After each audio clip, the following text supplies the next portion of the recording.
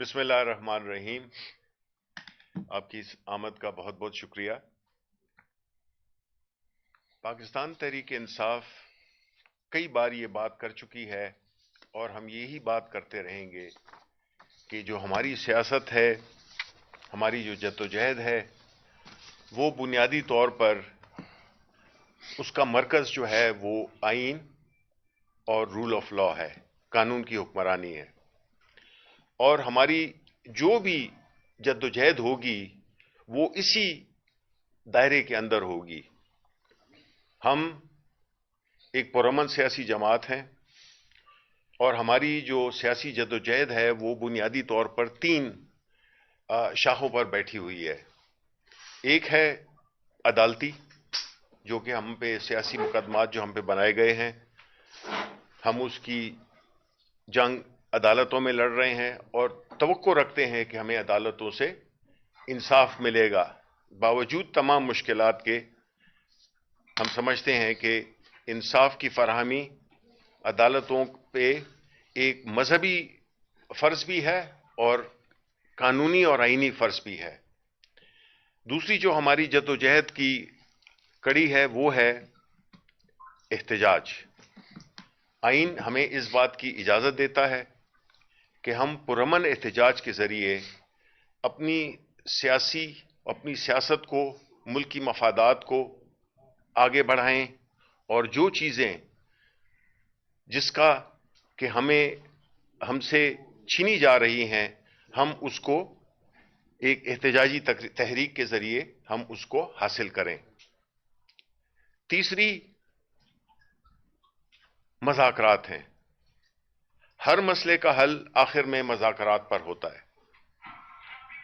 ये जो मज़ाकरात हैं जो कि शुरू हुए हैं या अभी शुरू होने हैं, बुनियादी तौर पर ये उस हुकूमत, जिसको हम हुकूमत कहना तो नहीं चाहते, लेकिन इस वक्त चूंकि उन्होंने कब्जा किया हुआ है, जैसे कि आपके घर पे कोई कब्जा कर ले तो फिर आप उसके साथ मुख्तलिफ तरीके इस्तेमाल करके और आखिर में मज़ाकरात करते हैं। तो हम उस मज़ाकरात का दरवाज़ा है वो भी हमने खोला, क्योंकि हम ये जानते हुए कि जो विक्टिम है वो हम हैं। ज्यादती जिस पे हुई है या हो रही है वो हम पे हो रही है, पाकिस्तान तहरीक इंसाफ पे हो रही है। पार्टी के चेयरमैन से लेकर इमरान खान से लेकर और नीचे वर्कर्स तक इस वक्त उनको सियासी मुकदमात में उलझाया गया है। एक तरफ अगर हम पुरअमन जमात हैं और पुरअमन एहतजाज हमारा हमेशा तरीका रहा है, हम किसी भी पुरतशद्दद और एक्सट्रीमिज्म के बिल्कुल हामी नहीं हैं, लेकिन साथ ही साथ में हम फाशिज्म की भी सख्त मुखालफत करते हैं। हम हर उस गैर जमहूरी तौर तरीके से भी इख्तिलाफ रखते हैं और उसको कंडेम करते हैं, क्योंकि ये मुल्क जो कि आइन की बुनियाद पे चलना चाहिए, अफसोस है कि आइन एक किस्म का उसमें pick and choose, cherry picking होती है। दूसरी बात कि हमारी जो मज़ाकरात हो रहे हैं पैरेलली, उसमें इस किस्म का तासुर हम बिल्कुल रद्द करना चाहते हैं कि ये कोई ऐसी नेगोशिएशन हो रही है जिसमें कि बानी चेयरमैन इमरान खान वो अपने लिए कोई गुंजाइश ढूंढ रहे हैं।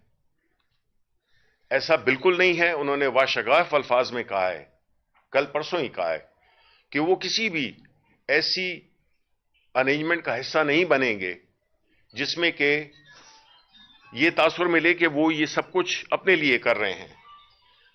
वो पाकिस्तान के अवाम के लिए जेल के अंदर हैं और उन्होंने जो एक उसूली मौक़िफ़ अपनाया हुआ है वो उस पर वो कायम है, और जो भी मज़ाकरात होंगे वो उसी के तनाजुर में होंगे।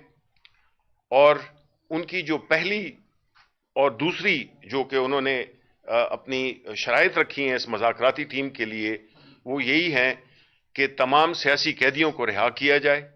अपनी जंग वो लड़ रहे हैं, 500 दिन से ज्यादा का टाइम गुजर गया है और अल्हम्दुलिल्लाह वो अपनी पोजीशन पे कायम और بڑی استقامت کے ساتھ کھڑے ہیں. ہم یہ سمجھتے ہیں کہ جو مذاکرات کی کامیابی اور ناکامی اس کی ذمہ دار کون ہوگی، وہ یہ جو ایک حکومت برائے نام حکومت ہے جس نے کہ ایک ایسا سیاسی عدم استحکام ملک میں لائے ہیں جس سے کہ نہ صرف ہماری اکانومی، ہماری معیشت تباہ ہوئی ہے، ہو رہی ہے، لوگ بے روزگار ہو رہے ہیں، لوگ ملک سے جا رہے ہیں، اور یہ تاثر دینے کی کوشش کی جا رہی ہے کہ سب کچھ اچھا ہو گیا ہے. مہنگائی سے آج بھی پاکستان کے عوام سخت تنگ ہیں، ان کی زندگی ناممکن ہو گئی ہے، مہنگائی نے ان کی کمر توڑ دی ہے اور ان کو آگے کوئی مستقبل بھی اچھا نظر نہیں آ رہا. جبکہ یہ حکومت جو کہ بنیادی طور پر IMF کی ڈکٹیشنز پہ چل رہی ہے، اس کو پاکستان کی عوام کی کوئی فکر نہیں. اپنی نالائکیاں جو کہ پچھلے 40 سال سے جس نہج پہ اس ملک کو پہنچایا ہے، اس کو یہ لوگ ایک ایسے بے درد طریقے سے عوام پہ مظالم ڈھا رہے ہیں کہ جس کا کہ کوئی ماضی میں مثال نہیں ملتی. سیاسی استحکام لانا ہے، وہ بھی ان پہ فرض ہے، کیونکہ سیاسی استحکام سے معاشی استحکام جڑا ہوا ہے، سماجی استحکام جڑا ہوا ہے. لوگ اس وقت بڑے مضطرب ہیں، لوگ ایک غیر یقینی صورتحال سے دوچار ہیں، اور جو ہمارے اندر ملک میں جو کیفیت ہے اور جو ہمارے باہر کے ملکوں کے ساتھ جو ہم نے سینگ اڑائے ہوئے ہیں، جس میں کہ ایک افغانستان ہے، اس پہ جو ہے تو تفصیل سے بات کریں گے عمر ایوب صاحب. بہت بہت شکریہ. بسم اللہ الرحمن الرحیم. بہت شکریہ جی. Leader of the opposition senate میں جناب شبلی فراز صاحب میری بائیں طرف بیٹھے ہیں، فارمر اسپیکر جناب اور ممبر نیشنل اسمبلی اسد کیسر صاحب ان کے ساتھ بیٹھے ہوئے ہیں، ماناز قانون دان جناب ڈاکٹر بابر روان صاحب جو فیڈرل منسٹر بھی رہ چکے ہیں لاء کے اور آپ کے پارلیمنٹری افیئرز کے، اور فارمر فائنانس منسٹر کے پی جناب تیمور خان جھگڑا صاحب. خواتین و حضرات، آج کی پریس کانفرنس کا آپ کو جو کانٹورز ہیں وہ میرے بڑے بھائی جناب شبلی فراز صاحب نے بتا دیے. بنیادی طور پہ میں اپنی فوکس ڈسکشن رکھوں گا، اور آج اکانومی کے اوپر اس طرح کی زیادہ لمبی چوڑی ڈسکشن نہیں ہوگی. باقی حقائق جو اس وقت پولیٹیکل چیزیں چل رہی ہیں اس پہ ہوگی، معیشت پہ اور باقی چیزوں پہ ہم لوگ کسی اور ٹائم پہ کریں گے. بالخصوص میں نے کل شام کو ٹویٹ بھی کیا تھا DGISPR کی پریس کانفرنس پہ. سب سے پہلے خواتین و حضرات، پاکستان کے جو ہمارے غیور لوگ ہیں ان کو میں بتانا چاہتا ہوں کہ یہ اس وقت پاکستان ٹائمز کا درینہ دور نہیں رہا، جس وقت ایک اخبار میں حکومت کا جو ورژن ہوتا تھا وہ چھپ جاتا تھا اور ساری دنیا اس کو سچ سمجھتی تھی. اس وقت انٹرنیٹ کا دور ہے. جس طرح بھی پاکستان میں رنگ کے انہوں نے انٹرنیٹ کو تھروٹل کیا ہوا ہے، سلو کیا ہوا ہے، پر پھر بھی انفارمیشن جو ہے وہ پہنچ جاتی ہے. لوگ نوجوان نسل ہیں وہ ایک دم اس چیز کو پک کر لیتے ہیں.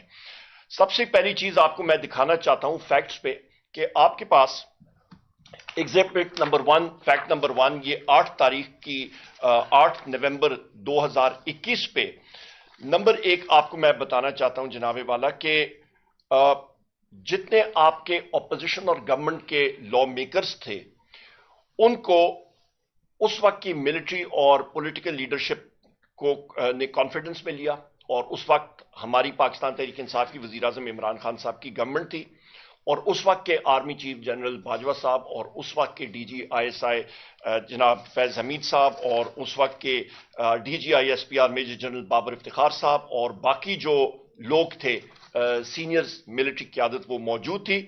اور انہوں نے بنیادی طور پہ جس وقت بریفنگ دی تو اس پہ میں یہ آپ کو انگریزی میں پڑھ کے بتا دیتا ہوں، اس کا ترجمہ کر دیتا ہوں. On the lawmakers demand to take parliament into confidence over the agreement with TTP. Sources said the army chief assured them that they would be taken into confidence. The sources said that the martyrdom of former Prime Minister Benazir Bhutto in a TTP attack also came under discussion during the briefing, adding that it was stressed that the agreement should be reached while keeping in view the sentiments of the families of the martyrs. Number 1, بنیادی طور پہ وہاں پہ ہم لوگ موجود تھے. اس وقت 3-4 ساتھی ہم لوگ، اس وقت اسد کیسر صاحب بھی ایز اسپیکر اس national committee of the national security committee of the national assembly کی صدارت کر رہے تھے. اور اس وقت جنرل باجوہ نے یہ بات کہی تھی کہ جو کہ ابھی شبلی فراز صاحب نے کہی کہ ہر ایک کانفلکٹ یا جنگ کا اختتام جو ہے وہ مذاکرات کے ساتھ ہوتا ہے، اور ہمارے دو اس وقت کے اپوزیشن کے ممبران انہوں نے سوال پوچھا تھا تو جنرل باجوہ نے ان کو کہا تھا کہ ہم لوگ یہ مذاکرات کریں گے۔ نمبر دو، اس وقت کے لیڈر شہباز شریف اپوزیشن لیڈر اور اس وقت کے سینٹ کے چیئرمین یوسف رضا گیلانی بھی اس میٹنگ میں موجود تھے اور وہ یہیں پہ تھے، بلاول بھٹو بھی ساتھ تھے، اور ان کے ساتھ ساتھ خواجہ آصف، رانا تنویر، احسن اقبال، راجہ پرویز اشرف، رینا ربانی کار، نوید قمر، محسن داوڑ، خواجہ سعد رفیق اور باقی بھی ساتھی۔ میں اس لیے نام جلدی سے لے رہا ہوں کہ آپ کو پتہ ہونا چاہیے یہ اس چیز کی کولیبریشن، اس چیز کو وہ بیسکلی ویریفائی بھی کر سکتے ہیں کیونکہ یہ لوگ وہاں پہ موجود تھے۔ تو یہ آ گیا ایگزیبٹ نمبر 1، فیکٹ نمبر 1 کہ یہ جناب والا نیشنل سیکیورٹی کمیٹی کی جو میٹنگ ہوئی تھی اس پہ اس وقت کے آرمی چیف نے کہا تھا، یہ کوئی تحریک انصاف کی حکومت نے کوئی فرد واحد کا یہ کوئی ڈیسیژن نہیں تھا، نمبر 1۔ نمبر 2، آپ آ جائیں جناب والا کہ اس چیز پہ آپ آ جاتے ہیں کہ ایگزیبٹ نمبر 2 پہ آپ آتے ہیں۔ ایگزیبٹ نمبر 2 پہ آپ آتے ہیں، D G I S P R نے کہا جی کہ ڈسمینٹل دی انلیگل اسپیکٹرم، بہت اچھی بات ہے، انلیگل اسپیکٹرم انہوں نے کہا ہے کہ جی یہاں پہ valued at billions of rupees smuggling ہوتی ہے، باقی ساری چیزیں ہوتی ہیں۔ تو میرا سوال یہ ہے کہ افغانستان اور پاکستان کے بارڈر پہ جو بلوچستان سے لے کے کے پی کے پہاڑوں تک جاتا ہے تو وہاں پہ کوئی بلوچستان کے مالخانے کا پٹواری یا گرداور تو نہیں بیٹھا ہوا نا، نہ کہ کے پی کا کوئی گرداور یا وہاں پہ پٹواری بیٹھ کے وہ چیکنگ کر رہا ہے۔ تو جن لوگوں کے ہاتھوں میں ان سے ضرور پوچھیں، آپ کے جو ایران سے پیٹرولیم پروڈکٹس سمگل ہو رہی ہیں، تقریباً اس وقت 550 ارب روپے کا پیٹرول سمگل ہو کے آتا ہے سال کا، تو خواتین و حضرات وہ کہاں سے آتا ہے؟ وہ کوئی ریڑیوں پہ یا کسی خچروں پہ یا گدوں پہ تو نہیں آتا نا، آپ کے ٹرک آتے ہیں اور وہ اس وقت کے پی تاکوٹ تک وہ پیٹرول آ رہا ہے۔ تو اس کے اوپر وہ ذرا کریں، ڈرونز بھی ہیں، انٹیلیجنس سورسز بھی ہیں، پر یہ تبھی ہوگا جس وقت کہ انٹیلیجنس ایجنسیز کے اہلکار وہ بجائے اس کے کہ آپ میڈیا کے ساتھیوں کے پیچھے آپ کے پیچھے وہ جائیں اور آپ کے میڈیا چینلز کو وہ کنٹرول کریں، اور اس وقت مجھے پوری توقع ہے الحمدللہ کہ جو ہم لوگ اس وقت بات کر رہے ہیں وہ بالکل نہیں دکھائی جائے گی، الحمدللہ یہ مجھے پورا یقین ہے۔ تو لہٰذا جب اس چیز پہ وہ بیزی ہوں گے اور ان کا مطلب اٹینشن اور سارا کا سارا فوکس ہوگا تو وہ ان سمگلنگ کو اور اس انلیگل اسپیکٹرم کو کیسے دیکھیں گے۔ Point number 1۔ پوائنٹ نمبر 2 جناب والا انہوں نے بات کی کہ ٹیررزم جو ہے وہ تب ہوگا جب گورننس کے بارے میں انہوں نے بات کی، اور بالخصوص کے پی کو انہوں نے اٹھایا۔ سندھ اور بلوچستان اور پنجاب جو ہے ان کی آنکھوں سے وہ اوجل ہو گیا، جہاں پہ آپ کچے کے ڈاکوؤں کی بات کرتے ہیں وہ ان کو نظر نہیں آیا۔ تو لہٰذا کے پی کے حوالے سے میں یہ بات کروں گا کہ فیصل امین خان گنڈاپور صاحب ممبر نیشنل اسمبلی جو ہیں انہوں نے کل زبردست ٹویٹ کی ہوئی ہے، اور انہوں نے یہ بتایا کہ اس وقت جناب والا کے واحد صوبہ ہے جس نے آپ کے آئی ایم ایف کے ڈیل کو کرنے کے لیے انہوں نے پروونشل سرپلس دیا، پنجاب جو ہے وہ خسارے میں۔ آپ کا جناب والا اس وقت صحت کارڈ پہ 30.3 ارب روپے جو ہے وہ کے پی حکومت نے مطلب سپینڈ کیا ہے، خرچ کیا ہے، باوجود اس کے کہ مرکزی حکومت نے، وفاقی حکومت نے کے پی کا تقریباً 1500 ارب روپے وہ ادائی نہیں کیا جو انہوں نے ادائی کرنی ہے۔ 1500 ارب روپیہ خواتین و حضرات خیبر پختونخوا کا وفاقی حکومت نے دینا ہے، اس نے ادائی نہیں کیا، اور یہ جو ہے یہ سب کا سب کے پی اپنے وسائل سے کر رہا ہے، اور اس کے اوپر تیمور خان جھگڑا صاحب جو فائنانس منسٹر کے پی کے رہے ہیں یہ بھی اچھے طریقے سے بتائیں گے۔ اسی طرح ادویات دیتے رہے ہیں، گندم دیتے رہے ہیں، یہ سب کا سب جو ہے شودا پیکج جو ہے وہ دیتے رہے ہیں، یہ سب کا سب کے پی دیتا رہا ہے۔ مرکز نے کیا کیا کے پی کے لیے؟ یہ ایک چیز آ گئی۔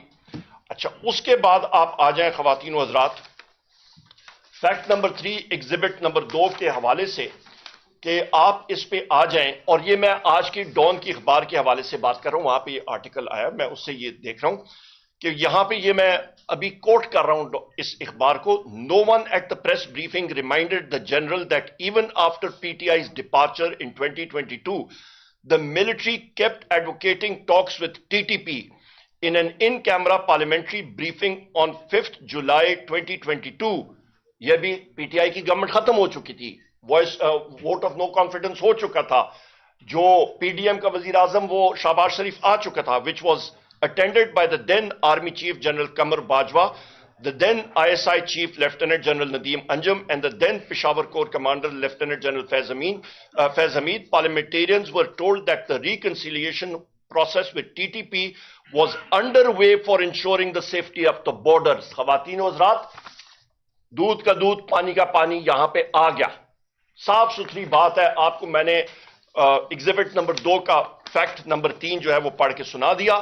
5 جولائی 2022 کو پاکستان تحریک انصاف کی حکومت نہیں تھی, ہم اسمبلی سے چلے گئے تھے. آپ کے اس وقت کے آرمی چیف اور ان لوگوں نے اور پی ڈی ایم گورنمنٹ نے یہ کہا کہ ہمارے مذاکرات چل رہے ہیں ٹی ٹی پی کے ساتھ. تو پھر بات کہاں پہ گئی؟ دیکھیں میں پھر بات کرتا ہوں, یہ انٹرنیٹ کا دور ہے, یہ کوئی یہ اس کا پاکستان ٹائمز کا دور نہیں رہا. اس پہ ہم لوگ پھر آتے ہیں جناب, ایگزیبٹ نمبر 3 پہ آتے ہیں. میں جلدی بات کرتا ہوں کیونکہ میرے ساتھیوں نے بات کرنی ہے.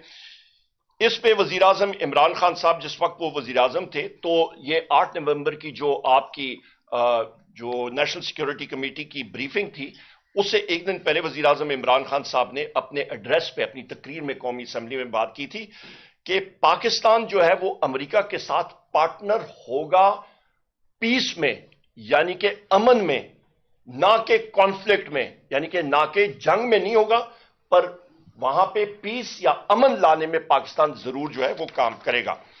اور اس کے ساتھ ساتھ پاکستان, انہوں نے یہ بھی یہاں پہ بات کی کہ یہ بریفنگ کے بعد یہ بات ہوئی ہے کہ Pakistan efforts pave the way for dialogue between Afghan factions and warring groups.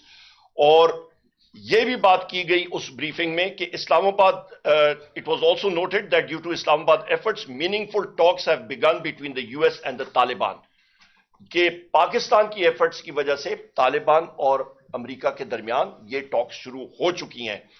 اور اس وقت یہ بھی کہا گیا خواتین و حضرات کہ Pakistan territory is not being used in the ongoing conflict in Afghanistan, and we hope that Afghanistan land is not used against Pakistan. The DG ISI had said during the session, جس وقت فیض حمید صاحب تھے DG ISI, اور انہوں نے یہ کہا کہ پاکستان کی سرزمین جو ہے وہ افغانستان کے خلاف نہیں استعمال ہو رہی, اور نہ ہی اور ہم لوگ یہی توقع کرتے ہیں کہ افغانستان کی زمین جو ہے وہ پاکستان کے خلاف نہیں استعمال ہوگی. اس وقت امن تھا خواتین و حضرات, وجہ کہ انٹیلیجنس ایجنسیز اپنا وہ کام کر رہی تھیں جس کے لیے انٹیلیجنس ایجنسیز بنی ہیں, نہ کہ وہ لگی ہوئی تھی میڈیا کے خلاف, میڈیا کے آپ کے اینکرز کے خلاف, رپورٹرز کے خلاف, میڈیا ہاؤسز کے مالکان کے خلاف, اور آپ کے سیاسی جو ہم لوگ پی ٹی آئی کے لوگ ہیں یا سیاسی مخالفین کے خلاف. تو یہ وہ چیزیں تھیں جو آپ کے سامنے تھیں. اس وقت پاکستان جو ہے وہ ترقی کر رہا تھا, اور یہاں پہ میں یہ کہتا چلوں خواتین و حضرات کہ یہ حقائق جو ہیں, فیکٹس آر سیکرڈ, یہ حقائق آپ کے سامنے میں نے رکھ دی ہیں. اور اس کے ساتھ ساتھ میں یہ بھی کہتا چلوں خواتین و حضرات کہ ہم لوگ 9 مئی کے حوالے سے بھی بات کرتے ہیں. 9 مئی اور 26 مئی کے حوالے سے مختصراً میں بات کروں گا کہ 9 مئی اور 26 مئی کا ہماری 26 نومبر اور 9 مئی کے حوالے سے, میں معذرت چاہتا ہوں, 26 نومبر اور 9 مئی کے حوالے سے کہ ہماری مذاکراتی ٹیم کا ایک یہ ڈیمانڈ بھی ہے, اولین ڈیمانڈز میں ہے کہ ان کے اوپر آپ کے کمیشنز بیٹھیں, انڈیپینڈنٹ جوڈیشل کمیشنز ہو, کہ دودھ کا دودھ پانی کا پانی ہونا چاہیے. آپ کے جو 9 مئی کی تحقیقات ہونی چاہیے ان میں وہ سی سی ٹی وی فوٹیجز آنی چاہیے, اور اس کا تعلق ڈاکٹر بابر اعوان صاحب ملٹری کورٹس کے حوالے سے بھی کریں گے, کیونکہ ملٹری کورٹس میں جو آپ کا جوڈیشل افسر یا پریزائڈنگ افسر ہوتا ہے, عموماً کرنل ہوتا ہے, اس کے پاس جائگ برانچ ایک پھڑپھڑا دے دیتا ہے, وہ انہوں نے مطلب پڑھ کے سینٹنس جو ہے وہ سنا دیا اور لوگوں کو انہوں نے اندر کر دیا. ڈیفنس کو وہ رائٹ نہیں ہوتا کہ وہ جا کے ان چیزوں میں جا کے دیکھے, اور انشاءاللہ تعالی یہ چیزیں آپ کی ہائی کورٹ میں اور سپریم کورٹ میں اوورٹرن ہو جاتی ہیں. اور اس پہ ہمارے اسیران میں, جن میں حسان نیازی صاحب ہیں اور باقی اور سارے ہمارے اسیران ہیں جن کو یہ سزا ہوئی ہے, اس چیز کو ہم لوگ ملٹری کورٹس کنڈیم کرتے ہیں.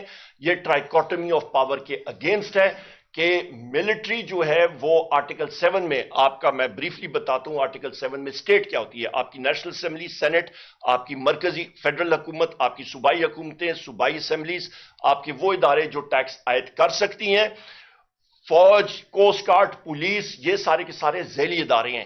تو فوج کا ایک ملٹری کورٹ جو کہ ذیلی ادارے کا ایک ادارہ ہے جو اپنے لوگوں کے اوپر وہ کر سکتا ہے، مطلب انفورس کر سکتا ہے ڈسپلن، وہ اٹھ کے جو 3 ستون ہیں آپ کے ریاست کے، جس میں جوڈیشری ہے، جس میں ایگزیکٹو ہے اور جس میں پارلیمان ہے، وہ جا کے جوڈیشری کا رول سیویلینز کے حوالے سے وہ یوزرپ یا نہیں اس کو لے سکتا. اس کے اوپر میں یہاں پہ آتا ہوں کہ اس وقت جناب والا آپ کا فیڈرل منسٹر یعنی کہ محسن نقوی جو انٹیریئر منسٹر ہے اس وقت، اس نے واضح طور پہ آن ریکارڈ ہے، آپ پریس کے ساتھیوں نے کور کیا تھا کہ ڈی چوک ہم لوگ 5 منٹ میں کلیئر کر دیں گے، اور انہوں نے کیا. اور انہوں نے کس کے ساتھ کیا؟ انہوں نے امریکن اور برطانیہ کے جو ہتھیار دیے گئے تھے پاکستان کو 9/11 کے بعد دہشت گردی کی جنگ میں، ان رائفلز کو جس پہ آپ کی M60 light machine gun 7.62 into 51 millimetre جو rate of fire 850 bullets per minute ہے، ود نائٹ سائٹس آپ کی Remington 700 7.62 into 51 millimetre, sniper rifle with night sights آپ کی آرکٹک 7.62 into 51 ملی میٹر، یہ کیلیبر ہے اس کا ود نائٹ سائٹس، یہ برطانیہ کی رائفل ہے سنائپر رائفل. یہ وہ رائفلز ہیں جو استعمال کی گئی ہیں. اور اس کی زندہ مثال یہ ہے جناب والا کہ جس وقت تیمور خان اور میں خود ہم لوگ گئے تھے محمد ادریس صاحب شہید کی فاتحہ خوانی کے لیے، تو وہاں پہ ان کے اہل خانہ نے بتایا کہ اسٹیٹ لائف بلڈنگ جو ہے اس کے اوپر سے فائر آئے تھے، 3-4 لوگ ہمارے وہاں پہ گرے تھے. محمد ادریس صاحب گئے، ان کو ریٹریو کرنے کے لیے گئے، اور ان کو پھر ہپ میں گولی لگی. اور وہ گولی، یہ گولیاں میں یہ بھی بتا دوں کہ یہ 7.62 into 51 ملی میٹر کی گولی، اس کی سپیڈ تقریباً جناب والا آپ کی ہوتی ہے، آپ کی 1 کلومیٹر سے زیادہ اس کی رینج ہوتی ہے، اور یہ تقریباً 2400 فیٹ پر سیکنڈ اس کی سپیڈ ہوتی ہے.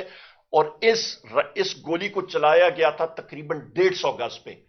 تو جو رینج 1000 میٹر کی ہے وہ آپ 150 میٹر پہ چلائیں تو اس کی امپیکٹ اور طاقت کیا ہوتی ہے. اس کا پھر ایفیکٹ کیا ہوا کہ محمد ادریس صاحب کو جو ہپ میں گولی لگی تھی، اس نے اس کا بلیڈر، اس کا انٹسٹائن پرفوریٹ کر دیا تھا، ان کو ڈیمیج ہوا تھا، وہ سرجری ان کی ہوئی، پر وہ ان سرجری کی زخموں کی تاب نہ لا سکے اور وہ شہید ہوئے. اسی طرح میرے اپنے حلقے میں ایک ہمارا ساتھی عمران عباسی صاحب، ان کو کندھے میں رائٹ سائڈ پہ گولی لگی تھی اور نیچے پیٹ سے نکلی تھی. آپ خود لگائیں اس گولی کی طاقت کتنی تھی. تو یہ وہ چیزیں ہیں جو آپ کے سامنے ہم لوگ فیکٹس کے ساتھ بتا رہے ہیں. 13 شہداء ہمارے ہیں، ہزاروں لوگ جو ہیں وہ زخمی ہوئے ہیں. وہ زخمی جو ہیں وہ کہیں پہ سامنے نہیں آئے کیونکہ FIRs لانچ ہوتی ہیں تو وہ آتے ہیں اور یہ بات کرتے ہیں کہ جی امریکہ میں کورٹس نے کانگریس پہ جن لوگوں نے حملہ دعویٰ بولا تھا تو ان کو ٹرائی کیا تھا، وہ ملٹری کورٹس نہیں تھے، وہ ان کی سیویلین کورٹس نے کیا تھا. یہاں پہ جناب والا یہ میری چند آپ کے سامنے گزارشات تھیں جو ہم نے رکھنی تھی. آخر میں پرسوں وزیر اعظم عمران خان صاحب سے اسد کیسر صاحب بھی تھے، میں بھی تھا، الحمدللہ ہائی اسپرٹس میں تھے، اور انہوں نے ہمیشہ کہا ہے کہ پاکستان کی خاطر میرے اوپر جو بھی ہوا میں ان لوگوں کو معاف کرتا ہوں. یہ بہت بڑی بات ہے، اور پیس کے لیے، اس امن کے لیے، اس پروسیس کو آگے لے جانے کے لیے انہوں نے نیگوسیشنز کمیٹی کا خود انہوں نے تشکیل دیا، اور انشاءاللہ تعالی اس نظریے کے ساتھ ہم لوگ اس پروسیس کو آگے بڑھائیں گے. معیشت جو ہے وہ اس وقت ٹھیک حالت میں نہیں ہے، ڈگمگا رہی ہے، اس پہ ڈیٹیل بریفنگ میں ہم لوگ بعد میں کریں گے انشاءاللہ تعالی. اور کوئی چیزیں ہوں گی تو وہ سامنے رکھ لیں گے. اور آخر میں ایک بات ضرور میں کہوں کہ 26 نومبر خواتین و حضرات پیسفل پروٹیسٹ تھا، آپ سب لوگ وہاں پہ موجود تھے، پیسفل پرامن مظاہرہ تھا، یہاں پہ کچھ نہیں ہوا. اور اس کے بعد جو ساتھ خون کی ہولی کھیلی گئی اس کو ہم لوگ کنڈیم کرتے ہیں. اور اس کے بعد بھی وزیر اعلیٰ خیبر پختونخوا صاحب پہ اور بشرا بی بی صاحب پہ جو قاتلانہ حملے ہوئے وہ بھی ہم نے سارے کے سارے یہاں پہ آپ کو ٹائم لائنز کے ساتھ بتایا، اور اس چیز کو بھی ہم لوگ کنڈیم کرتے ہیں. بہت شکریہ جی. اسد کیسر صاحب آپ بولیں گے، آپ ادھر آ جائیں. میں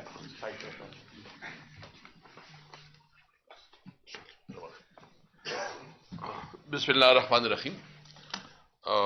شبلی صاحب اور ریف صاحب نے تفصیلاً بات کی ہے. میں صرف افغانستان کے حوالے سے جو کل تبصرہ ہوا ہے یا تذکرہ ہوا ہے اس کے حوالے سے بات کروں گا. مولوی صاحب نے تو کچھ ڈیٹیلز آپ کے سامنے رکھ بھی دیے ہیں، اور اس کا ایک ثبوت جو ہے میرے پاس بھی ہے کہ رانا ثناء اللہ صاحب نے جو ٹویٹ کیا ہے، وہ ٹویٹ انہوں نے کیا ہے 22 جولائی کو کیا ہے 2022 کو، اور وہ آپ کے ساتھ میں شیئر کرتا ہوں اس کی جو ٹویٹ ہے، کہ اس میں خود انہوں نے کہا ہے کہ جو نیشنل سیکیورٹی کی جو پارلیمانی کمیٹی ہے، اس کے اندر جو فیصلہ ہوا تھا وہ کیبنٹ کے فیصلے کے بعد ہی ڈیسائیڈ ہوا تھا کہ ہم اس پروسیس کو اور ٹی ٹی پی کے ساتھ جو مذاکرات ہے، پوری جو بھی پی ڈی ایم کی پارٹیاں تھیں یا جو بھی اس وقت جو ملٹری کی جو لیڈرشپ تھی یا پارلیمنٹ میں جتنے لوگ اویلیبل تھے، ان سب کی مشاورت سے انہوں نے فیصلہ کیا تھا کہ اسٹاک کو ہم آگے بڑھائیں گے، اور اس کے مطابق جو ہے نا وہ میں آپ کے ساتھ شیئر کروں گا، آپ اپنے ٹی وی اسکرین پہ وہ دکھا سکتے ہیں کہ رانا ثناء اللہ، اور اس کی جو تمام ڈاکومنٹس ہے وہ اس وقت نیشنل اسمبلی میں بھی اویلیبل ہیں، اور کیبنٹ کی جو میٹنگز ہے وہ بھی اویلیبل ہے، وہ بھی ہم جلد از جلد جو ہے نا قوم کے سامنے لائیں گے۔ سب سے پہلی بات یہ ہے کہ یہ جو کچھ انہوں نے افغانستان کے حوالے سے جو پالیسی اپنائی ہے، مجھے سمجھ نہیں آ رہی ہے کہ یہ کہاں سے ایڈوائس لے رہے ہیں۔ میں تو خود اس پہ بہت ہی کنفیوزنگ، کوئی ذی شعور آدمی جو تھوڑا بہت عقل رکھتا ہو وہ اس قسم کی روی اور اس قسم کی پالیسی کو انتہائی بیوقوفانہ پالیسی سمجھے گا۔ یعنی آپ دیکھ لیں، آپ ایک طرف آپ کے انڈیا کے ساتھ آپ کے بارڈرز ہیں، اس کے ساتھ آپ کے تعلقات ہیں وہ تو کسی سے ڈکی چپی نہیں ہے۔ ایران کے ساتھ آپ کے تعلقات جو ہے نا جو پہلے ہوا کرتے تھے اس لیول پہ وہ تعلقات آپ کے نہیں ہیں۔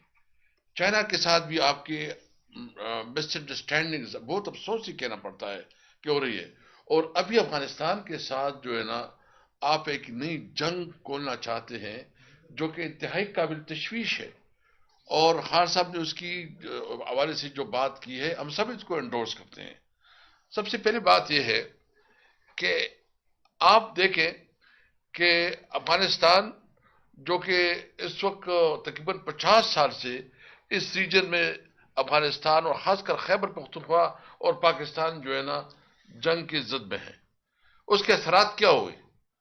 کیا وہ جنگیں یا افغان وارتا یا جو ہے نا 9/11 کے بعد جو ہے نا جو کچھ ہو رہا تھا، امریکہ کی جنگ، یہاں دہشت گردی کی نام پہ جو جنگ ہوا، اس کے اثرات سے آج تک ہم نہیں نکلے۔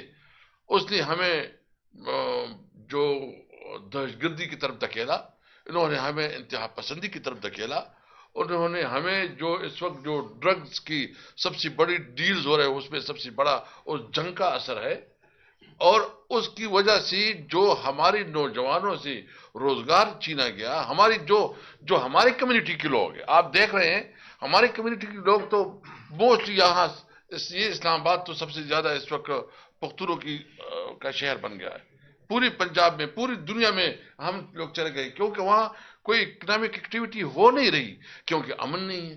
امن کس وجہ سے نہیں ہے؟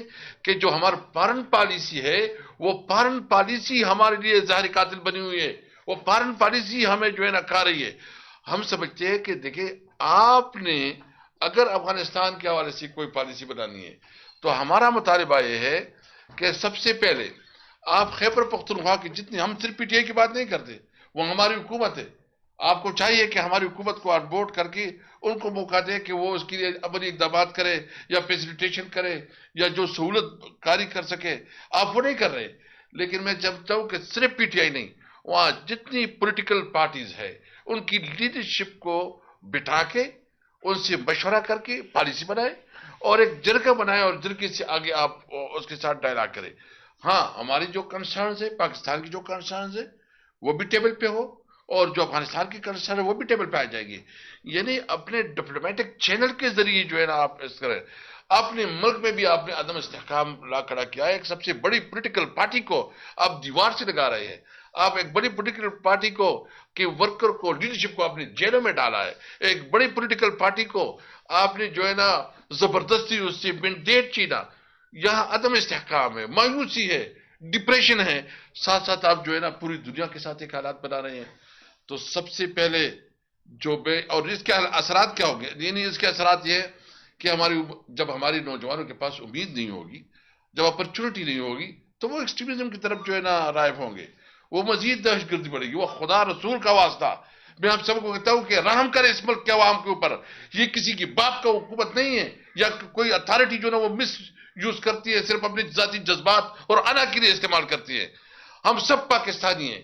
یہ اس 25 کروڑ عوام کا حق ہے کہ جو پالیسی بنے وہ قوم کی مفاد کے اندر پالیسی ہو. جس طرح عمر صاحب نے کہا، ہم پارٹی پی ٹی آئی سمجھتی ہے کہ ہم کسی ملک کے اندر مداخلت پہ یقین نہیں رکھتے، نہ کسی کو یہ حق دیتے ہیں کہ ہمارے ملک کے اندر مداخلت کرے. ہم کسی ملک کے معاملات میں دلچسپی نہیں رکھتی، نہ کسی کو حق دیتے کہ ہمارے ملک میں دلچسپی رکھے. ہاں، امن کے لیے ہم پوری دنیا میں کردار ادا کر سکتے ہیں. میں کنکلوڈ کرتا ہوں، میں صرف اتنا کہتا ہوں کہ ہوش کے ناخن لے. کوئی جنگ کی ہم متحمل نہیں ہو سکتے. میں افغانستان حکومت سے بھی ریکویسٹ کروں گا، اور میں پاکستان حکومت سے بھی مطالبہ کروں گا کہ تمام معاملات جو ہے نا بات چیت اور جرگے سے حل کی جائیں اور امن کو موقع دیا جائے. ہمارے تعلقات، ہمارا تو جب ہمارے وقت میں ہم نے خرلاچی پہ، ہم نے انگور اڈا پہ، ہم نے غلام خان پہ، ہم نے ترخم پہ فیسیلیٹیشن بائی تجارت شروع کیا، ٹریڈ شروع کی. ہم نے جو پاک افغان ٹرانزٹ ٹریڈ ہے اس میں ایک شک کا اضافہ کیا کہ ہماری ٹرانسپورٹیشن جو ہے نا وہ سینٹرل ایشیا تک جائے گی. یہ تو ہمارے پاس بہت بڑی مارکیٹ ہے. یعنی ہم نے اپنے ٹائم میں جو ہمارے ایکسپورٹ تھے وہ 400-500 ملین ڈالر سے وہ 2.5 بلین ڈالر تک پہنچائے. ہم سمجھتے ہیں کہ ہمارے لیے بہت بڑی اپرچونٹی پیدا ہو سکتی ہے، بہت بڑا مارکیٹ ہے. اگر ہم سینٹرل ایشیا یا جو ہمارے رشین سٹیٹس ہے آئیں، تجارت کو موقع دے، کاروبار کو موقع دے، امن کو موقع دے، اور سب بیٹے اپنے معاملات ٹیبل پہ حل کریں گے. جی ایک سیکنڈ بس. بابر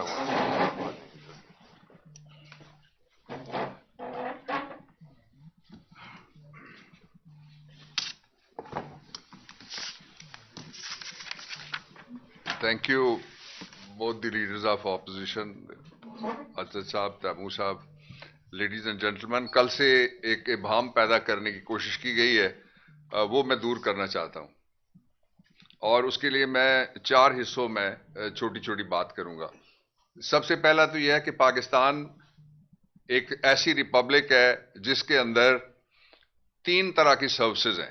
ایک ایسینشل سروسز، لازمی سروسز، ان کا اپنا کوڈ ہے جس کو آپ آرمی ایکٹ کہتے ہیں.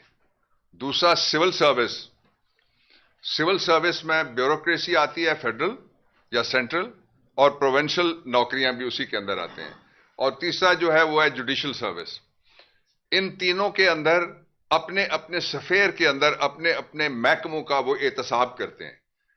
کل اگر کسی شہری کو سول سرونٹ ایکٹ کے تحت، کسی تاجر کو سول سرونٹ ایکٹ کے تحت، یا کسی صحافی کو سول سرونٹ ایکٹ کے تحت اس کے خلاف کوئی تعدیبی کارروائی کرنا چاہے تو وہ نہیں کر سکے گا. جو سرکاری نوکری میں موجود نہیں ہے، سویلین نوکریوں والے ہیں، ان کے خلاف بھی کارروائی نہیں کی جا سکتی. اسی انالوجی کے اوپر جو پاکستان کے سویلین ہیں ان کے خلاف آرمی ایکٹ کے تحت کوئی کارروائی نہیں کی جا سکتی سرے سے. اس کے لیے آئین کے اندر 3 آرٹیکلز موجود ہیں. آرٹیکل 4 ہے، آرٹیکل 9 ہے، اور آرٹیکل 14 ہے.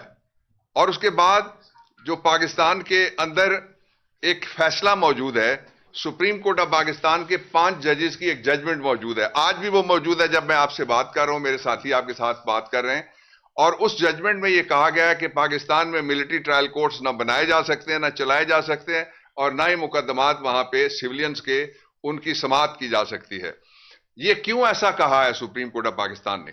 میں اس مرحلے پہ یہ بھی کہنا چاہتا ہوں کہ جو کچھ جو ہماری کانسٹیٹیوشنل کورٹ کے 6 فاضل ممبران ہیں، ان کے پاس جو یہ کہا گیا تھا کہ ان مقدمات کا فیصلہ ہونا چاہیے، وہ بھی غلط تھا.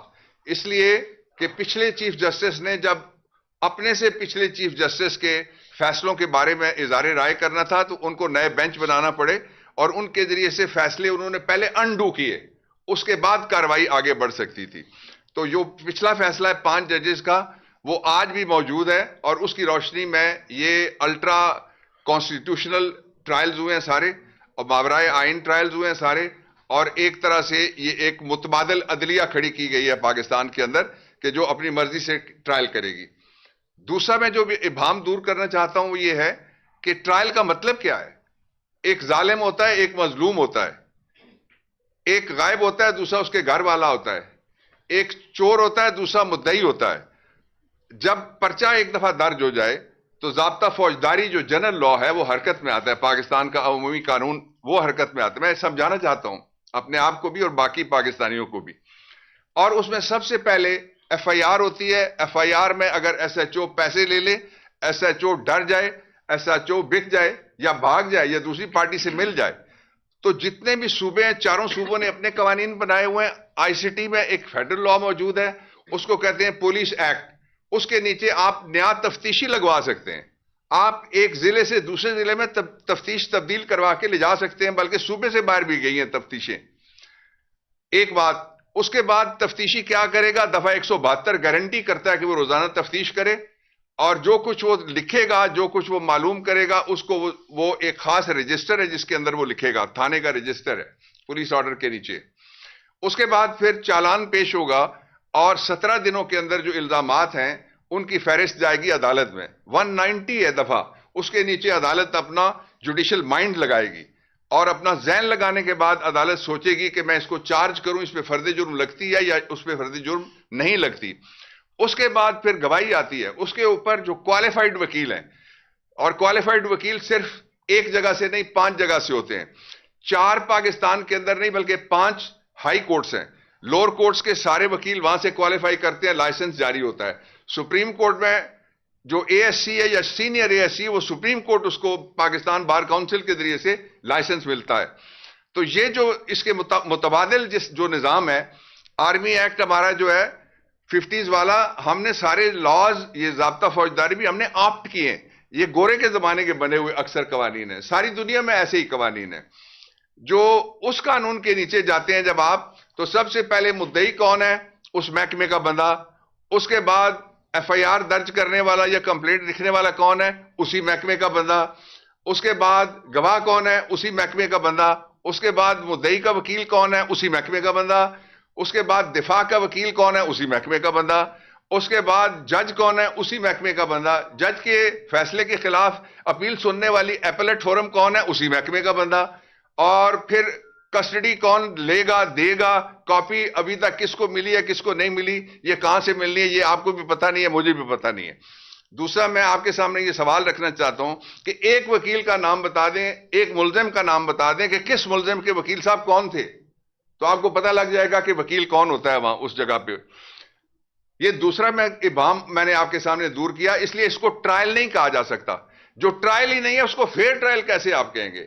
فیئر ٹرائل کے لیے آئین کے آرٹیکل 10A کے اندر پروویژن موجود ہے، اور اس میں 2 اس کی شرائط ہیں. فیئر ٹرائل اوپن ہوگا. فیئر ٹرائل عدالت کرے گی جب، تو دونوں طرف کے وکیل وہاں پہ موجود ہوں گے اور وہ جرا کریں گے. فیئر ٹرائل میں سارے کے سارا پریس موجود ہوگا. فیئر ٹرائل میں ہر کورٹ میں تقریباً درجنوں کے قریب وی لاگرز ہیں، بلاگرز ہیں، رپورٹرز ہیں، ایریا رپورٹرز ہیں، کرائم رپورٹرز ہیں، سارے وہ اس کو کور کرتے ہیں. تو یہ ٹرائل کہاں ہوا ہے؟ کوئی آپ بتا سکتے ہیں مجھے؟ تیسرا نقطہ، اسی لیے یہ جو حالات تھے، اس کے اندر جب 25 لوگوں کو ایک دفعہ سزا دی گئی تو بیسیکلی یہ 25 کروڑ لوگوں کو وارننگ دی گئی. اس کے بعد جب ان کی تعداد 85 ہو گئی تو پھر بھی ساری دنیا نے اس کو مسترد کیا ہے. اس کے اسباب ہیں. یورپی یونین نے مثال کے طور پہ کیوں مسترد کیا اس کو اور کہا ہے کہ فیئر ٹرائل نہیں ہوا؟ اس کا سبب یہ ہے کہ پاکستان نے 27 ایسے بین الاقوامی معاہدوں کے اوپر سائن کیے ہوئے ہیں، 27، جو کہتے ہیں کہ ہم کسی کا ملٹری ٹرائل نہیں کریں گے اور ٹرائل فیئر ہوگا. دوسری بات یہ کہ جو ایک ادارہ ہے یورپی یونین کے تقریباً 40 کے قریب ممالک جس کے رکن ہیں، اس کو ICCPR کہتے ہیں. اس کا ایک اپنا میمورینڈم ہے اور اس کا اپنا ایک قانون ہے. اس کے آرٹیکل 14 کے مطابق، جو اس کا ایکسٹرنل ایکشن کا آرٹیکل 14 ہے، اس میں 5 شرائط لکھی ہوئی ہیں کہ فیئر ٹرائل ہم کس کو کہیں گے. سب سے پہلے یہ ہے کہ فیئر ٹرائل عام عدالت کرے گی، ملٹری ٹرائبونل نہیں کرے گا، نمبر 1. دوسرا یہ ہے کہ جج اہل ہوگا. اہل کا مطلب یہ کہ اس نے LLB کیا ہوا ہوگا، کسی بار میں کسی کے پاس وہ جونیئر رہا ہوگا، عدالتوں میں وہ پیش ہوا ہوگا اور کسی کو وہ جا کے جرا کرنے کے قابل ہوگا. یہ تیسری بات. اور جو چوتھی بات ہے وہ سب سے امپورٹنٹ بات ہے، وہ یہ کہتے ہیں کہ وہ کسی پارٹی کا آدمی نہیں ہوگا. پارٹی سے مراد یہ ہے نہ وہ مدعی پارٹی کا آدمی ہوگا نہ وہ ملزم پارٹی کا آدمی ہوگا. اس میں یہ سارے تقاضے پورے نہیں ہوئے جو میں نے ابھی آپ کے سامنے رکھے ہیں. جو ملٹری ٹرائل ہوا ہے، اس کے ساتھ ہی جو اگلا اس کا ایک گلوبل امپیکٹ گیا ہے، اس کی طرف میں آپ کے سامنے وضاحت کرنا چاہتا ہوں.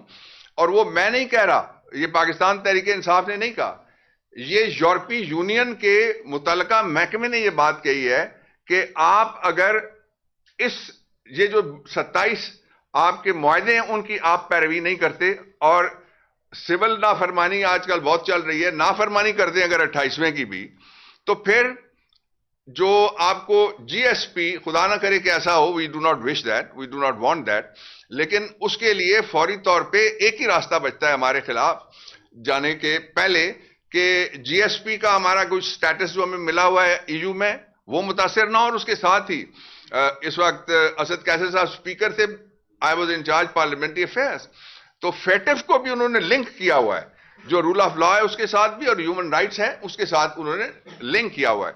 تو یہ ایک بڑے خدشات اور خطرات پیدا ہو گئے ہیں پاکستان کے لیے. یہ نااہل حکومت، غیر نمائندہ حکومت، غیر الیکٹڈ حکومت ان حالات میں پاکستان کا دفاع نہیں کر سکتی بین الاقوامی فورمز کے اوپر. اور آپ نے دیکھا کہ امریکن جو ہماری ایمبیسی ہے وہ کیا کرتی رہی، سوتی رہی. تو ہمارا جو لیجیٹیمیٹ میزائل سسٹم ہے اس کے بارے میں کیا ہوا وہ آپ کے سامنے ہے. تو مزید خطرات سے بچنے کے لیے میں 4 راستے تجویز کرتا ہوں پاکستان تحریک انصاف کی طرف سے. پہلا راستہ یہ ہے کہ فوری طور پہ یہ سارے کے سارے جو 86 لوگوں کے فیصلے ہیں وہ واپس لیے جائیں اور ان کو رہا کیا جائے. اس پہ میں اضافہ کرنا چاہتا ہوں، میں کیوں کہہ رہا ہوں، پاکستان کی سپریم کورٹ نے اور پاکستان کی ساری عدالتوں نے سینٹینسنگ پالیسی بنائی ہوئی ہے. سینٹینسنگ پالیسی بھٹو ریفرنس کا بھی جو میں نے فائل کیا تھا فیصلہ آیا ہے کچھ، اور اس پہ موجودہ چیف جسٹس صاحب نے بھی اپنے خیالات کا اظہار اس سے ملتا جلتا کیا ہے. انہوں نے کہا فیئر ٹرائل کا موقع شہید قائد عوام کو نہیں ملا تھا. وہ کیا ہے؟ سینٹینسنگ پالیسی یہ ہے کہ ایک آدمی اگر کسی کو اٹھاتا ہے گاڑی میں بٹھا کے کسی جگہ اتارتا ہے، دوسرا اس کو مارتا ہے، اور تیسرا آتا ہے اور وہ اس کو کوئی اسلحہ سپلائی کرتا ہے، چوتھا آتا ہے وہ صرف للکارا مارتا ہے مار دو، تو ان سب کو تو سزائے موت نہیں ہو سکتی. تو کیا کسی کو معلوم ہے کہ کیا سینٹینسنگ پالیسی تھی جس کے نیچے 2 سال کی سزا بھی ہوئی ہے، 3 سال کی بھی سزا ہوئی ہے، 4 سال کی بھی سزا ہوئی ہے، 6 سال کی بھی سزا ہوئی ہے اور 10 سال کی بھی سزا ہوئی ہے. جو 10 سال کی سزا ہے عملاً اس کو عمر قید کہتے ہیں، یہ لائف امپریزنمنٹ ہے، وہ بھی کاٹتے تقریباً 8.5 سال کے قریب ہیں. اور یہ جو حالات ہیں ان کے اندر بہت خطرات پاکستان کے لیے بین الاقوامی طور پہ ریجیکشن آئی ہے، برطانیہ سے ریجیکشن آئی ہے، امریکہ سے، اور ہیومن رائٹس کے جتنے بڑے ادارے ہیں سب اس کے خلاف ہیں. دوسرا راستہ جو آپ کے سامنے ہے، اگر آپ چاہتے ہیں کہ کوئی نارملسی آئے ان حالات کے اندر، تو وہ راستہ یہ ہے کہ آئین کا آرٹیکل نمبر 13 ہے اور 403 ہے ضابطہ فوجداری کی ایک دفعہ. ان دونوں کی موجودگی میں آپ ڈبل جیپرڈی کسی کا 2 ٹرائل نہیں کر سکتے. پاکستان تحریک انصاف کے حوالے سے آپ نے ہرا والی اور میاں والی دونوں کا فیصلہ کر دیا، آپ نے پنڈی اور لاہور کا فیصلہ کر دیا، آپ نے فیصل آباد اور گجرانوالہ کا فیصلہ کر دیا، آپ نے سرگودا میں چلے میاں والی والے کیسز وہ فیصلہ ہو گیا. یہ جو آپ نے فیصلے کیے ہیں ان کے بعد جو کچھ مجرموں کے فیصلے ہوئے، مجرم کا مطلب ایلیگیشن جس پہ لگا، ایکیوز پرسنز، اور جو باقی ہیں ان میں سے ایک مثال میں آپ کو عمر ایوب خان کی، leader of the opposition national assembly کی دیتا ہوں. وہ کیسز دونوں میں نے جا کے بری کروائے تھے سرگودا سے. بری ہوئے کیس کی ایویڈنس کے اوپر کس طرح سے سزا ہو سکتی ہے؟ نہ ملٹری ٹریبونل دے سکتا ہے، نہ ہی کوئی دوسری پاکستان کی عدالت دے سکتی ہے. اس کے اوپر ججمنٹس ہیں، آپ کسی بھی لیگل ایکسپرٹ سے آپ پوچھ سکتے ہیں. تیسرا جو راستہ ہے وہ یہ ہے کہ پاکستان کے اندر اس وقت ایک ایسا پارلیمنٹیرین بیٹھا ہوا ہے جو سینیٹر ہے، اور مجھ سے بات کر رہے تھے leader of the opposition senate کچھ دن پہلے ان کے لیے، اور اس سے کچھ دن پہلے ہم نے جا کے ان کی پروڈکشن آرڈر کے لیے درخواست دی تھی. پٹیشننگ کی رولز کے اندر یہ گنجائش موجود ہے. ابھی تک اس کے اوپر ہمارے چیئرمین صاحب سو رہے ہیں، میں ان کو جگانا چاہتا ہوں اور ان سے میں یہ مطالبہ کرتا ہوں کہ جاوید ہاشمی کیس کی روح سے کوئی سیٹ خالی نہیں رکھی جا سکتی. پنجاب کے لوگوں کو آپ کیوں سزا دے رہے ہیں کہ وہ اگر انہوں نے ایک سیاسی بات کی، ایک احتجاج کیا یا کوئی بیان جاری کیا یا کوئی پوسٹ لگائی، اس کے نتیجے میں کہ ایک سینیٹر ہے اس کو آپ سینٹ میں ہی نہیں آنے دے رہے، اور ایک سینیٹر ہے اس کو آپ سامنے نہیں آنے دے رہے. اور چوتھا اس کا راستہ یہ ہے، اور سب سے بڑا راستہ یہ ہے کہ جتنے کیسز ہیں وہ سارے وڈرا کیے جائیں. میں آپ کو اس کی مثال دیتا ہوں. 9 مئی کا بڑا آخری میں اپنے سپیل پہ آ گیا، جو 9 مئی کا بڑا ذکر کیا جاتا ہے. 9 مئی شروع ہوتا ہے صبح 9:30 بجے، جب ایک سابق وزیر اعظم ایک عدالت سے اغوا کر لیا جاتا ہے. کیا یہ معلوم کرنا ضروری نہیں ہے کہ اغوا کار کون تھا اور کیوں اغوا کیا گیا؟ سپریم کورٹ اس کو برآمد کراتی ہے، سپریم کورٹ اس کو ریلیز کرنے کا آرڈر کرتی ہے. اس کی تحقیقات کرنی چاہیے. ایک فریق یہ کہتا ہے گولی کیوں چلائی، ہم کہتے ہیں. دوسرا فریق کہتا ہے گولی چلی ہی نہیں ہے. اس کو آپ کس طرح سے طے کریں گے؟ کسی بحث مباحثے میں، کسی ٹیلی ویژن شو میں، کسی چیٹ شو میں نہیں ہو سکتا. اس کے لیے بھی آپ کو صرف ایک ہی راستہ ملتا ہے، جو میں آخری راستہ تجویز کر رہا تھا، کہ 9 مئی کے لیے بھی اور جو 26/11 ہے، ان دونوں کے لیے آپ سپریم کورٹ آف پاکستان کے ججز کے نیچے ایک independent judicial court of inquiry بنائیں گے، اور وہ جو کمیشن آف انکوائری ہے یا کورٹ آف انکوائری ہوگی، وہ یہ طے کرے گی کس کی ذمہ داری ہے، کس نے مارا، کون مرا، کیوں مرا، گولی کیوں چلائی. اور آخری بات اس پہ جو میں کہنا چاہتا ہوں، یہ جو میں بات ابھی کر رہا تھا، اس کی مثال پاکستان کے اندر موجود ہے. آپ کو یاد ہے جب اے پی ایس کا پشاور میں سانحہ ہوا تھا، تو اس وقت عمران خان نے اپنا دھرنا ختم کر دیا تھا. اور اس کی بنیاد کیا بنی تھی؟ اس کی بنیاد اس وقت کے چیف جسٹس کا یہ بیان تھا کہ آپ میرے جو کیمپس ہے یا میری جو بلڈنگ ہے اس کے باہر آپ بیٹھے ہوئے ہیں، شاہراہ دستور کے کونے پہ، آپ اندر آ جائیں. اور ایک کمیشن بنا تھا اور اس نے دھاندلی کی تحقیقات کی تھی. تو ناانصافی مزید ناانصافیوں کو جنم دے گی، مزید احتجاج کو جنم دے گی، اور مزید بے چینی کو جنم دے گی. عدم استحکام کو جنم تو دے سکتی ہے، استحکام واپس نہیں لا سکتی. تیمور خان صاحب. تیمور خان صاحب.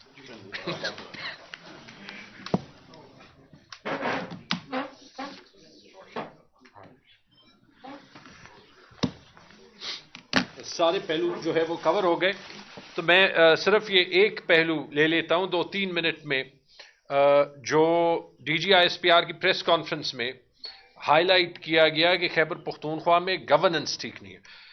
مجھے ذاتی طور پہ افسوس ہوا، کیونکہ شاید یہ پریس کانفرنسز پولیٹیکل نہیں ہونی چاہیے، اور اگر گورننس پہ بات کرنی ہے تو ایک حکومت دوسرے حکومت کے گورننس پہ بات کرے. لیکن چونکہ اگر انہوں نے کی تو میری توقع یہ تھی کہ اس کے بعد وہ وفاقی حکومت کے رول پہ بھی بات کریں گے کہ انہوں نے کیا رول ادا کیا یا نہیں ادا کیا خیبر پختونخوا کے حالات خراب ہونے میں.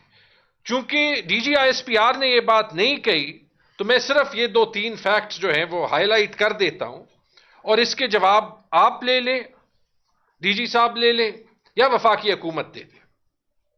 کہ اگر خیبر پختونخوا میں جو ہے وہ مسئلہ ہے سیکیورٹی کا، تو اس کے لیے سب سے پہلے تو فائنینشیل ریسورسز چاہیے نا. اور جو عمر خان نے کہا کہ وہاں پہ فائنینشیل ریسورسز کی کمی ہے، تو اس میں سب سے پہلے اگر آپ فاٹا کا ہی بجٹ دیکھ لیں، جس کا طرز عمل آج تک نہیں سالو ہوا، تو جن 3 سالوں سے عمران خان گئے ہیں، اور آپ کو یاد ہے کہ یہ میں نے 2022 میں ہائی لائٹ کیا تھا کہ جب سے عمران خان کی حکومت گئی ہے، وفاقی حکومت فاٹا کا بیسک بجٹ بھی نہیں دے رہی. پہلے سال میں 20 ارب روپے کا خسارہ کرنٹ بجٹ کا، دوسرے سال میں 30 ارب روپے کا 50 ارب روپے کا خسارہ، اس سال 80 ارب روپے کا خسارہ. 150 ارب روپے. کیا کسی نے پوچھا، کیا ڈی جی صاحب نے پوچھا کہ وفاقی حکومت نے انہی اضلاع کو کیوں نہیں دیا جہاں پہ اتنا بڑا جو ہے وہ لا اینڈ آرڈر یا سیکیورٹی کا ایشو ہے؟ وہ گیپ خیبر پختونخوا کی حکومت بھر رہی ہے. کیا انہوں نے یہ پوچھا کہ اس کے علاوہ جو این ایچ پی کے پیسے، عمر ایوب خان صاحب نے کہا کہ تقریباً 1500 ارب روپے کے بقایا جات ہیں، اس 1500 ارب روپے میں 100 ارب روپے تقریباً وہ ہیں جو کہ ایک 2016 کے فارمولا کے تحت وفاقی حکومت نے خیبر پختونخوا کو دینے تھے، جس میں خواجہ آصف صاحب کے as water and power minister sign. جب عمر صاحب فیڈرل منسٹر تھے، हमने एक फॉर्मूला तय किया और ये 3-3 अरब रुपए हमें हर महीने आ रहे थे।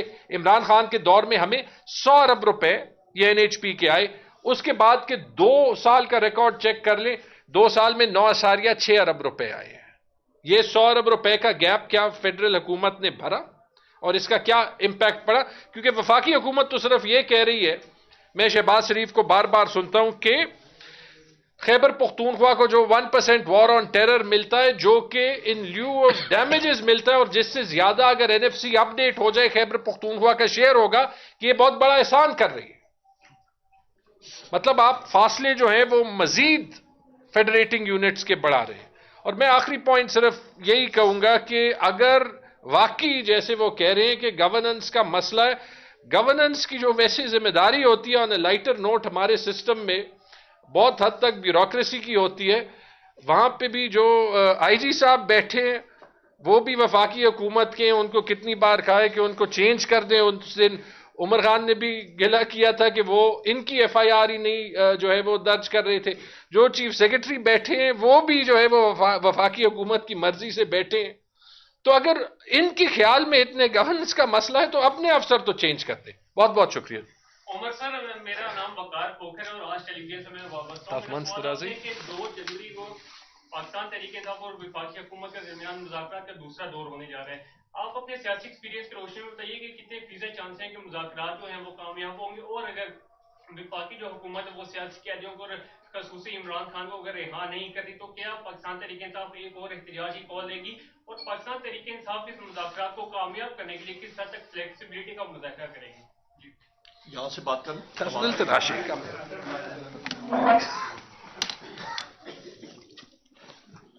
आपके बड़े वैलिड क्वेश्चन है। सबसे पहली चीज ये देखें, वजीर आज़म इमरान खान साहब ने जो मुज़ाकराती टीम बनाई वो सोच समझ के और इस नजरिए, हालांकि उनके साथ कितनी नाइंसाफियां हो रही हैं। वजीर आज़म इमरान खान साहब के साथ, डॉक्टर यास्मीन राशिद साहिबा के साथ, शाह महमूद कुरैशी साहब के साथ, इजाज चौधरी साहब के साथ, मियां महमूद रशीद साहब के साथ, हसन न्याजी साहब के साथ, कितने हमारे उमर चीमा साहब हैं, कितने हमारे मुतअद्दिद साथी हैं जिनके साथ नाइंसाफियां हो रही हैं।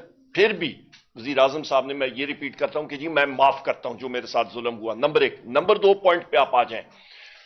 इस सारे प्रोसेस में जो मुज़ाकराती टीम का पहला अमल था, उस दिन मैं बजाते खुद मैं पेशावर हाई कोर्ट में था, बेल्स ले रहा था, क्योंकि एक दिन मेरे ऊपर तकरीबन 50 से ज्यादा एफआईआर इस फॉर्म 47 की हुकूमत ने की। फिर भी, और मेरे वकील यहां पे मेरे साथ ही बैठे हैं, डॉक्टर बाबर अवान साहब, तो इनको मालूम है जितनी एफआईआर हैं और किस नौयत की हैं। तो उस दिन यहां पे असद कैसर साहब और हमारे 2 और साथी जो है वो उस मुज़ाकराती टीम में गए थे, और वहां पे प्रिलिमिनरी जो बातचीत हुई कि हम लोग अपनी चार्टर ऑफ डिमांड्स वहां पे देंगे जो पब्लिक है। वो क्या है? नंबर 1, हमारे असीरान की रिहाई, जिसमें वजीर आज़म इमरान खान साहब है और हमारे जितने साथी जिनके नाम मैंने लिए हैं लीडरशिप में भी और बाकी साथी, नंबर 1। नंबर 2, आपका 26 नवंबर के सानिया का जो यहां पे शोदा का खून बहाया गया, शहीद हुए, जो जख्मी हुए, हजारों लोगों को कैद किया गया, उसके बारे में एक जुडिशल कमीशन बनाना चाहिए, जो कि मेरे बड़े भाई बाबर अवान साहब ने डिटेल में आपको बताया। 9 मई के हवाले से वो वीडियो फुटेज किधर है? सीसीटीवी फुटेज नहीं है। धड़ाधड़ आप मिलिट्री ट्रायल कर रहे हैं और वहां पे सेंटेंसेस दे रहे हैं। उसके बारे में भी डॉक्टर बाबर अवान साहब ने तफसीलन आपको बताया, मैंने थोड़ा बहुत आपको बताया कि ये इंशाल्लाह ओवरटर्न हो जाएंगे। मिलिट्री कोर्ट सिविलियंस का ट्रायल कर ही नहीं सकते हैं। नंबर 1, दुनिया नहीं मानती है इस चीज को। तो लिहाजा ये वो फोकस्ड पॉइंट्स हैं कि जिसके ऊपर हम लोग बातचीत करेंगे, और हमारी तवक्को है, क्योंकि हम लोग नेक नियति से बैठ रहे हैं, हम लोग पाकिस्तानी हैं, मुहिब वतन पाकिस्तानी, और हम लोग इस चीज को आगे लेके जाना है। और यहां पे फिर मैं एक चीज रिपीट करूंगा कि मलबा उठा के तो पीटीआई के ऊपर डाला जा रहा है। यहां पे आपके सवाल का फायदा उठाते हुए मैं कहता हूं यार, ये पाकिस्तान टाइम्स का टाइम नहीं है। दुनिया आगे चली गई है। मैंने आपको बता दिया विद टाइमलाइंस के जनाब पीडीएम की हुकूमत थी, वोट ऑफ नो कॉन्फिडेंस हो चुका था, शहबाज शरीफ बन चुका था, ये वजीर आजम था, और वहां पे जनरल बाजवा सारे कह रहे हैं कि जी हमने नेगोशिएशंस टीटीपी के साथ करनी है। तो फिर तो वो तो डीजीआईएसपीआर की तो कल प्रेस कॉन्फ्रेंस जो है ना, वो तो गई हवा में, गुब्बारे की तरह उड़ गई है। जी आप ये बता रहे कि अभी आपने बात की 13 शुहदा की, जख्मियों की भी बात की, एक कंपेन जारी थी गोली क्यों चलाई, اور اس کو کاؤنٹر کرنے کے لیے کبھی مدارس کو آگے لایا گیا, کبھی اور چیزیں لائیں, لیکن وہ نہیں پائے. اس وقت وہ گرد بیٹھی ہے, گولی کیوں چلائی والی کمپین, جب مذاکرات کی بات ہوئی تو آپ نے ریسکیو نہیں کیا, جیسے گڈ ٹو سی یو کہہ کے بندیال صاحب نے ریسکیو کیا تھا اس وقت 9-10 مئی کو جب وہ گہرائی میں جا رہے تھے. ایک وزیر اعظم کہتے ہیں ایک جان دو کالب, پھر وہ شکریہ ادا کرتے ہیں 26 مئی کے حوالے سے کہ آپ کا شکریہ, آپ نے ڈیچو خالی کرایا. پھر آپ یہ بتا دیں اس ساری صورتحال کے اندر کل کی پریس کانفرنس جس میں وہ آپ کو انتشاری کہتے ہیں, انتشاری حکومت بھی آپ کو کہتی ہے, تو حکومت نے ان کا بیانیہ لیا ہوا ہے یا آئی ایس پی آر نے ان کا بیانیہ لیا ہے؟ یہ تو بتا. بڑا زبردست کوشچن ہے جناب. یہ ضرور آپ D G I S P R سے پوچھے گا یا حکومت سے, تارڑ سے, یا جو بھی ان کا سپوکس مین ہے ان سے پوچھے گا کہ کس نے کس کا وہ بیانیہ لیا ہوا ہے. میں ایک ادنا ورکر ہوں پاکستان تحریک انصاف کا, اور میرے قائد وزیر اعظم عمران خان صاحب نے اور میری پارٹی نے مجھے as leader of the opposition national assembly میں نامنیٹ کیا, اور میری پارٹی نے مجھے وہاں پہ اور باقی پارٹیوں نے الیکٹ کیا as leader of the opposition. میں اپنی پارٹی کا بتاؤں گا کہ ہمارا بیانیہ وہی ہے, ہماری ڈیمانڈ جو ہے وہ یہی ہے کہ 26 نومبر 2024 کو میں نے آپ کو اسلحے کی نومنکلیچر بتا دی ہے. چلے میں آپ کو بتا دیتا ہوں, وہ مشین گن جو چلی ہے, پریس کانفرنس جو چل رہی ہے اس میں ٹائم نہیں ہوتا, ابھی میں بتا دیتا ہوں. اس کا وزن ہوتا ہے جناب 23 سے 25 پاؤنڈ, اس کی لینتھ ہوتی ہے 46 انچ 46 انچ, 850 گولی فی منٹ چلاتی ہے. اس کی بیلٹ میں 50 گولیاں آتی ہیں, جتنی مرضی آپ لنک کرتے جائیں. وہاں پہ چلیے سنائپر رائفل, ان ساروں کے اوپر نائٹ ویژنز تھی. تو لہٰذا ہم نے تو اپنا فیکٹ سامنے رکھ دیا ہے, دوسری سائڈ رکھے نا فیکٹ, ریفیوٹ کرے نہیں اسلحہ چلا, یہ کیلیبر تھا ہی نہیں, ریفیوٹ کرے. میں نے آپ کو بتا دیا جو ریمنگٹن 700 رائفل ہے اس کی بیرل میں جو ٹوسٹ ہوتا ہے وہ 9:1 ہوتا ہے. میں نے یہ فیکٹ بھی سامنے رکھ دیا, بتائیں, ریفیوٹ کریں اس کو. میں چیلنج کر رہا ہوں نا.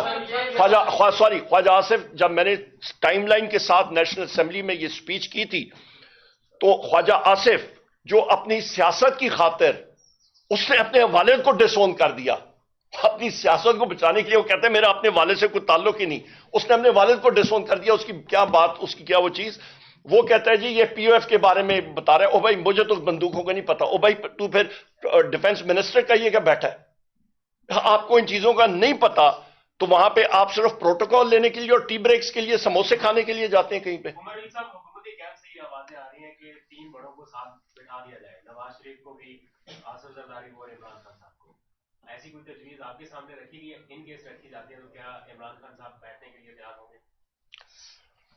جناب والا دیکھیں, آپ کا بڑا اچھا کویشچن ہے, اور مجھے یہ بتائیں کہ وہ ویلیو کیا ایڈ کریں گے ساری پروسیس میں, جن شخص یہ دو آصف علی زرداری کا یا نواز شریف کے بارے میں آپ بات کریں. یہاں پہ یہ آپ کے سوال کا میں جواب دیتا چلوں کہ پریس کانفرنس یا D G I S P R کر رہے ہوتے نا تو ان کا خیال تھا کہ جس طرح نواز شریف جمخانہ میں کرکٹ میچ کھیل رہے ہوتے تھے کہ فیلڈر بھی اپنا تو فلانا بھی اپنا, تو سارے کے سارے وہاں پہ امبیڈڈ جرنلسٹ جو ان کے اپنے تھے انہوں نے سوال کیے, انڈیپینڈنٹ میڈیا نے سوال ہی نہیں کیا. ٹھیک ہے, تو تب مزہ آتا نا کہ انڈیپینڈنٹ, جس طرح آپ ابھی سوال کر رہے ہیں, تیز سوال ہیں, ترش سوال ہیں. وہ ابھی میں شرازی صاحب کو دیکھ رہا ہوں, وہ اپنی وہ چھری بھی تیز کر رہے ہیں اور میگزین میں گولیاں بھر رہے ہیں. ابھی تک 25 تک پہنچے ہیں, 5 اور رہتی ہیں.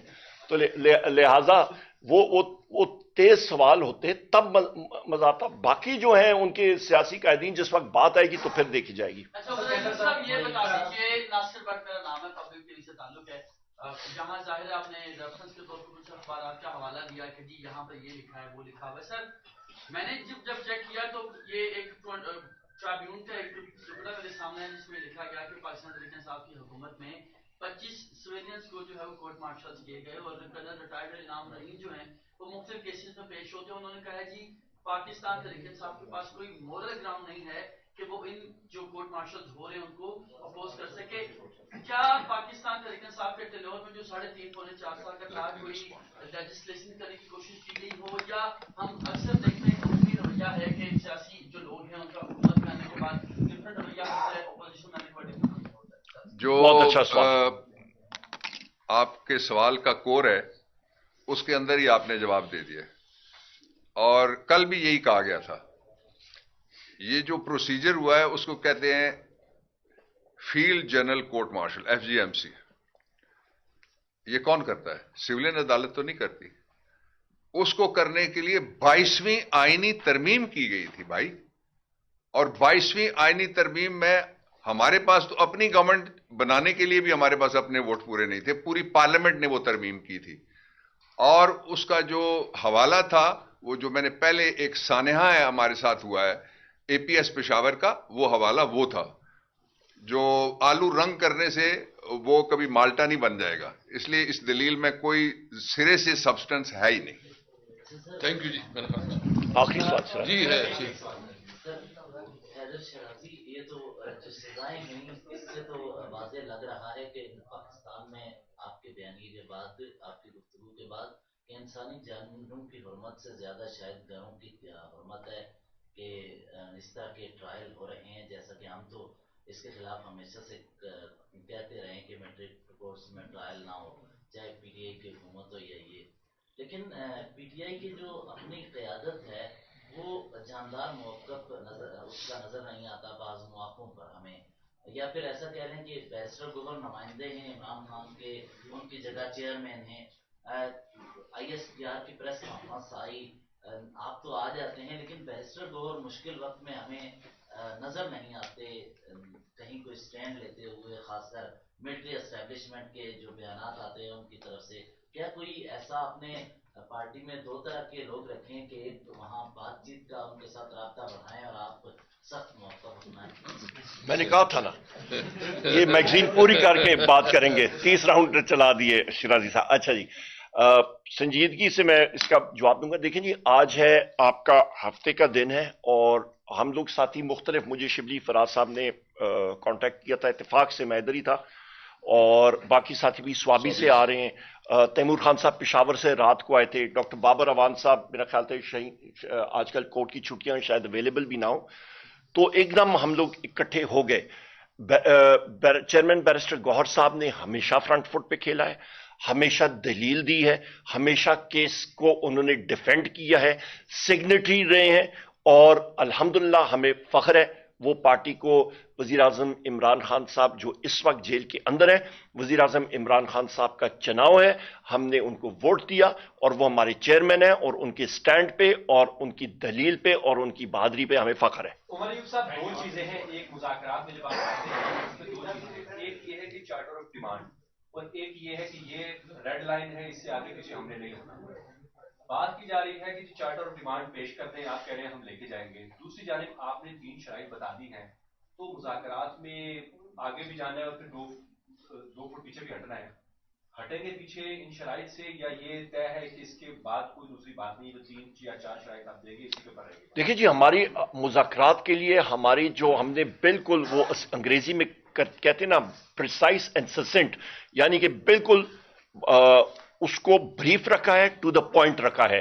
مذاکرات شروع ہوں گے تو دوسری پارٹی، ہماری امید یہی ہے کہ گورنمنٹ اور ان کے اتحادی پارٹی بھی اسی اسپرٹ کے ساتھ وہاں پہ آئیں گے۔ 2 تاریخ کے بعد اس پہ بات کریں گے انشاءاللہ۔ بہت شکریہ۔